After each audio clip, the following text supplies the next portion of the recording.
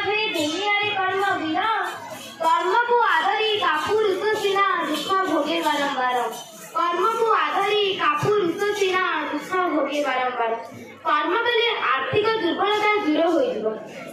किसी ना किसी कार्य करने को पड़ता है किंतु जो कार्य जीवन यात्रा सुगम हो अक्षर निजर ना लिखि हो आम समस्त को स्मरणीय हो रही कार्य करने उचित देश किसी काम करने को इच्छा थाऊ कि न थाऊ एवं देखु बोध श्रेणी कुनि कुनि शिशु बालिका मैंने देश कौन करने को चिंता कर झांकी को देखिले ताहा आमे जानी परिबा गीतटी है चाल देश करने काम